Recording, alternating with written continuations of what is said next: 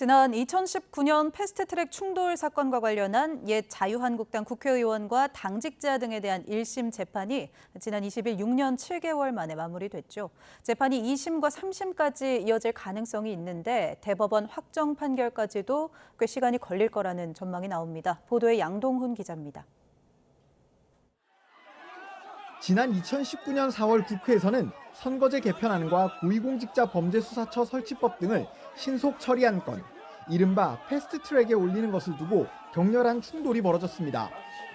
국민의힘 전신인 당시 자유한국당은 법안 상정을 막기 위해 회의장을 봉쇄하고 국회 의안과를 점령했습니다. 사개특위위원인 바른미래당 최이배 전 의원을 6시간가량 의원실에 감금하기도 했습니다. 경찰과 소방 쪽에 연락을 해서 감금 상태를 풀어달라고 요청을 했고요. 필요하다면 진짜 여기 창문을 뜯어서라도 나가야 되는 거 아닌가 싶습니다. 지난 20일 서울 남부지방법원은 당시 자유한국당 황교안 대표와 나경원 원내대표 등 26명에 대한 1심 선고를 내렸습니다. 사건 발생 이후 무려 6년 7개월 만이었습니다. 재판부는 피고인 수와 증인 수가 많았고 영상 파일이 300여 개나 되는 등 증거도 방대해 재판이 오래 걸렸다고 설명했습니다.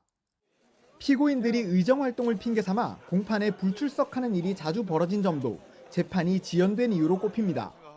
실제 지난 5월에 열린 공판기일에는 피고인 26명 중 단 5명만 출석했습니다.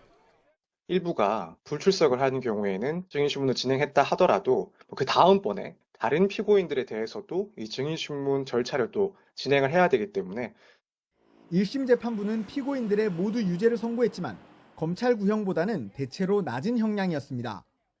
검찰은 현직 국회의원 6명 중 5명에게 의원직 상실형을 구형했지만 재판부는 의원직을 유지할 수 있는 벌금형을 선고했습니다. 국회의원들이 본인의 업무 수행 과정 중에서 발생한 거니까 좀 선처를 해주신 것 같아요. 정치적인 고려도 좀 했던 것 같고요. 검찰과 피고인들 모두 구체적인 항소 여부는 밝히지 않은 상황인데 2심으로 넘어가게 되면 재판이 또 길어질 수 있다는 분석도 나옵니다. 피고인이 워낙 많고 또 피고인들이 대부분 정치인이고 재판은 지연될 거예요. 한 2년 이상은 걸릴 겁니다. 재판이 대법원까지 가게 될 경우 최종 확정까지 얼마나 오랜 시간이 걸릴지는 여전히 예단하기 어렵지만 꽤 시간이 걸릴 것이란 전망이 지배적입니다. YTN 양동훈입니다.